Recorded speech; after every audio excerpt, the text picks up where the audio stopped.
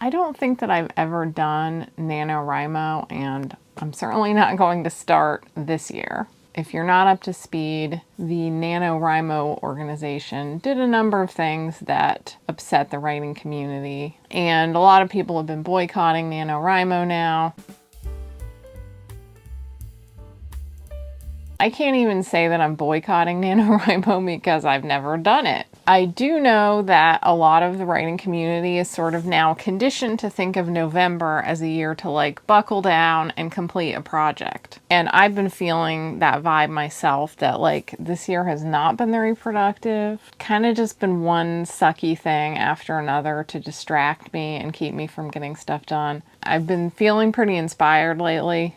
Also, since Hurricane Helene destroyed Asheville, there's like literally nothing else to do except stay home and write, so you might as well enjoy it. Therefore, I decided that November was going to be for me like a cozy November writing challenge. A lot of people on my Discord are excited to take on their own writing challenges this month, so I thought I'd do a little video where I just kind of talk about the idea of like setting aside a month for tackling a big goal, what I'm doing, and some tips for actually getting it done and preparing for it. Hello friends, if you're new here, my name is Lydia Foxglove and I'm a fantasy author. I've been mostly a full-time writer since 2009. I've been both traditionally and indie published, and one of the reasons that I've never done NaNoWriMo is because right around the time it started getting on my radar was also around the time that I was kind of entering my professional career.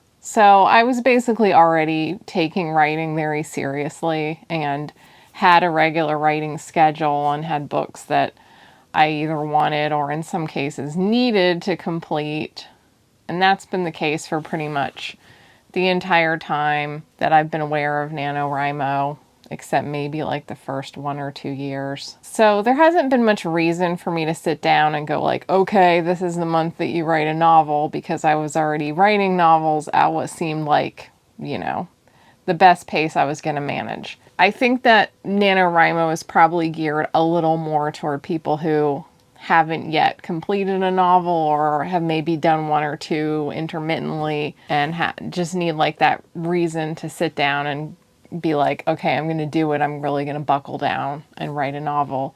If you're already writing novels all the time, you don't maybe need that month as much. Not that there aren't professional writers who decide to just join in, or maybe were distracted by regular life, which this year that actually is the case for me. This year has been just like nothing but distractions and various sad things that have happened or health struggles, you know, you name it, it's kept me from writing. But September was a really good writing month for me. And then we got Hurricane Helene at the end of it, and that threw off October, but I'm finally starting to get back into like the creative groove. And I feel like I am actually right in the perfect headspace to set myself like a goal and focus harder than usual on it and get it done. So that's what I'm planning to do. Traditionally, it's to write a 50,000 word novel in the month of November, which is about 1,600 words a day. I'm just going to aim for, well, I actually kind of started already a little bit. I was aiming for 40,000 words in 40 days, and I started a few days ago. My idea was that I think that I was about 40,000 words away from finishing the novel about Una and Vari, and I thought if I could finish that by the end of November, that would be a great accomplishment. For me, I don't really want to do the grind of 1,600 words a day. 1,000 is a perfectly good goal, and if I happen to get more, great. But November is not the best month really to like really buckle down. I just know that whoever started NaNoWriMo has never had to pull off a Thanksgiving dinner. There's also an election year. There's just like, there's things that I know are gonna pull my attention away here and there. So 1,000 words a day, I think I can manage that. So I'm calling it the Cozy Writing Challenge because I am the Cozy Creative channel, and I want it to be a cozy goal. A goal that feels like a little more work than I've been doing, but one that's going to feel like a nice, just huddled up with my sweater and my cup of tea, writing in my little cozy hermit room, not like a stressful tear your hair out, work, like sleep deprived kind of thing. Whatever kind of goal that you want to set, if you're planning on doing something for November, I'd love to hear what your goal is. And if you haven't thought about it yet, here's a great time. Even if it's just a smaller goal, like writing one short story or working on 10,000 words of your novel or something like that. If you want to join in on the Cozy Writing Challenge, all goals are welcome here. So seeing as we're a few days away from November, here are some of the things that I'm thinking about to prepare for really getting serious about it. Like I said, I've already done a little bit of writing, but I am thinking of November as like the real kickoff. So first, I plan to prioritize writing over other things in the month of November. Through a lot of the year, I haven't really made writing a priority. I focused more on the YouTube channel because it was new and growing. I focused on selling things on eBay because it's like quick money. I focused on the things that have distracted me that aren't even useful but are just like emotional. So this month I am going to make writing my #1 priority. This is what I did for years. It's how I got a lot of books written. If you watched my I wrote 40 books in 4 years video, like the only way you're going to write that much is if writing is your #1 priority. So for the month of November, I'm going to make getting that 1,000 words a day my #1 priority for the day. That means that I'm going to try to relax some of my other obligations a little bit. I'm going to try to keep the YouTube videos a little more unscripted, more casual. I'm not going to do any really ambitious YouTube videos for the month of November. I can certainly put some thought into them, but I'm probably not going to do any of the ones that are like super time consuming. I shut down my critique tier just for the month of November. That doesn't take a whole lot of time, but it's still like a little job that sucks away a pretty decent chunk of brain power when I have a critique to do, even though I love doing them. I'm going to pause that for the month. So I have one I need to finish up and another person who bought one but hasn't sent me the page. Other than that, critiques will resume in the month of December. I'm going to try to catch up on all my laundry and tidy up the house a little bit so that I'm not distracted by that kind of thing. And if you've seen my house lately, we're not gonna get too ambitious about tidying up the house. In fact, that might be one of my videos. It's just to like embrace the mess. But still, I'm gonna try to get like workspace tidy, laundry done, maybe go to the grocery store and stock up on some easy foods to make. Just take a few things off my plate for the rest of the month. Hey, editing Lydia here. Sorry for the slobby webcam, but just real quick, sorry that my chair makes for some reason, a ton of like creaky leather noises throughout this video. And you also might try to keep your social calendar light if possible. Don't plan anything that's not necessary. Now, once you've gotten that clear calendar, clear space as much as is possible in this crazy world, the next thing that I'm going to think about is how to stimulate my senses, get into that like zone space as quickly as possible every day. So I am looking at my writing playlists, making sure that I have like just the right music to set the mood. Some people don't like to write with music, but might be stimulated by a certain candle, a certain smell, which reminds me I should order some more of my favorite Japanese incense. The Japanese incense is my favorite because it smells like I imagine some magical Japanese place would smell like it. So I might order a little bit of that. Have a good like writing smell for the day. And then you might want to have some little incentives. A lot of my friends like to get like the calendar with like a package of stickers and put up a sticker every day that you get your words done. And one of my writer friends, Tiffany Trent, love you Tiffany, sent me a care package to comfort me after the hurricane. And she gave me these adorable little stickers. Hold on a second. So she gave me these stickers. And as you can see, there's 33 pieces. So if I start using them now, every time I get 1,000 words written, that'll be just right for the month. And I might just put them on my laptop because they're really cute. And I don't know if I want to put them on a calendar, then I'm not going to see them anymore. But either way, I think it'll be fun, kind of like opening the doors on an advent calendar to peel off a sticker every time I get 1,000 words done. So those kind of like, it's amazing how much those teeny tiny little incentives, like you're a kindergartner or something, they still work when you're an adult. Still have little shiny brain. And I mean, these are especially good because they're already, this is little dragon horde brain. Which dragon are you? I think I might be this one because they look kind of freaked out. And of course, you want to know what you're actually going to write. So if you haven't already sat down and plotted out whatever it is that your project is going to be, if you're a total pantser, you know, I can't help you. You're one of those crazy people.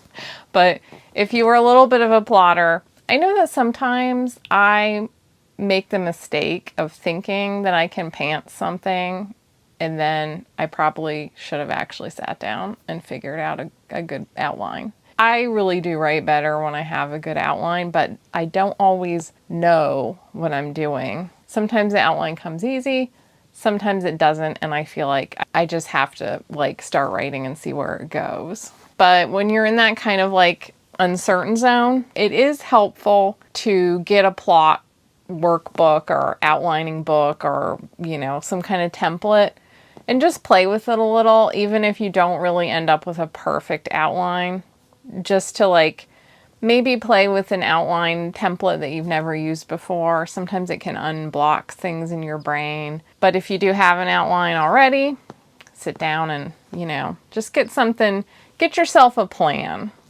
if you are at all the planning type.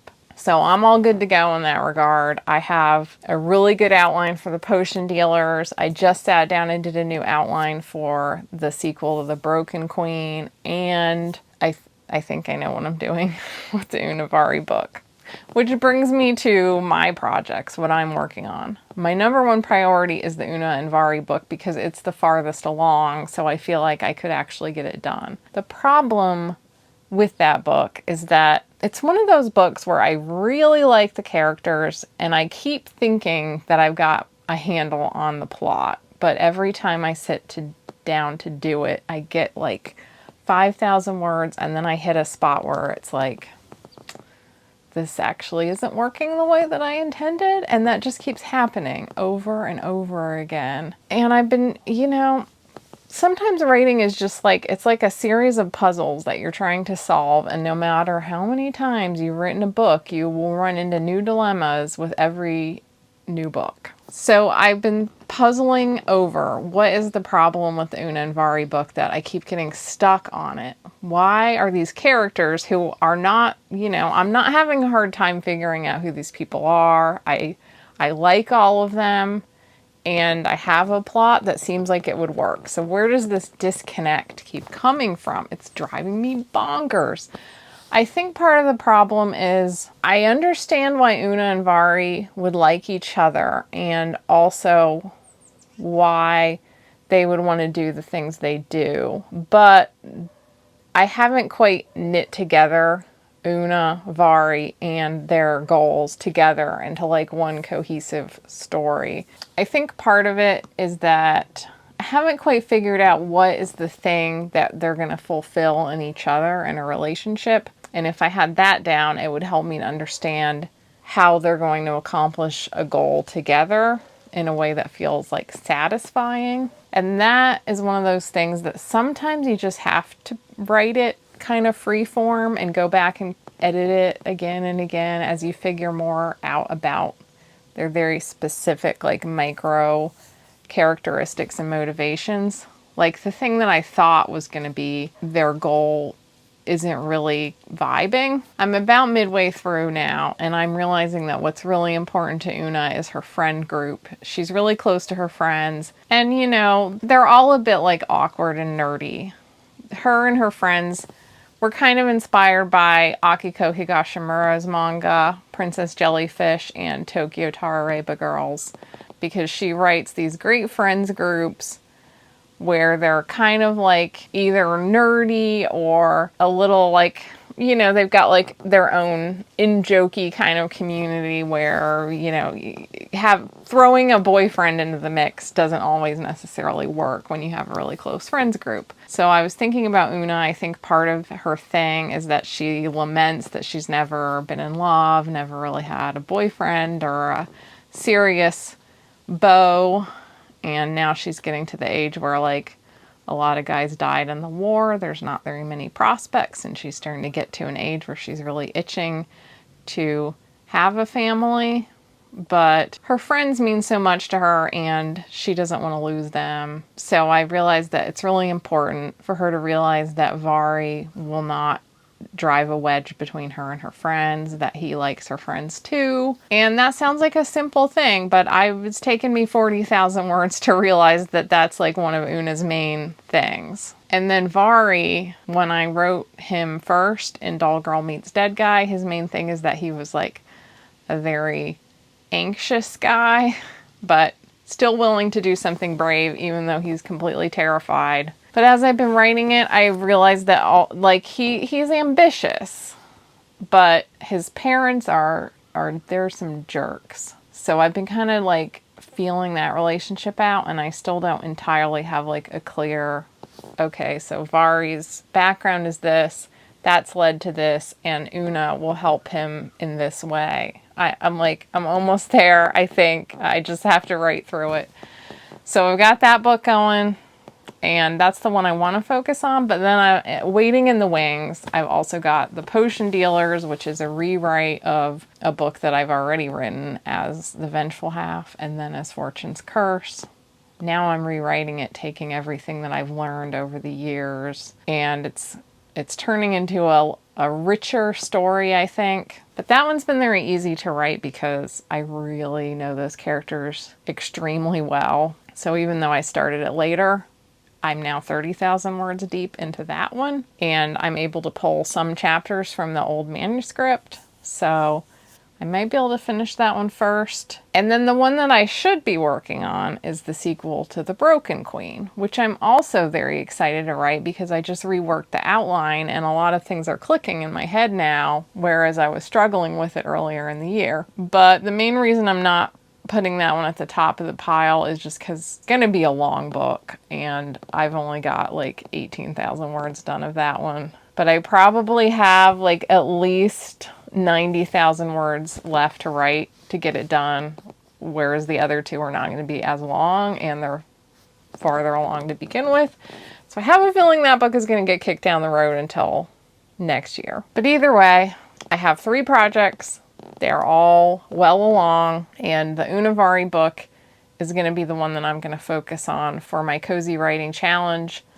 But if something else really screams out that it needs to be written, I'm not going to fight it. My main plan is just to get that 40,000 words done, and it would be nice to have a book done at the end of November because I really wanted to be writing at least 2 books a year, and it hasn't been going very well so far this year, but there's still time to make it up. So yeah, I would love to know, what are you planning to write in November if you want to join me?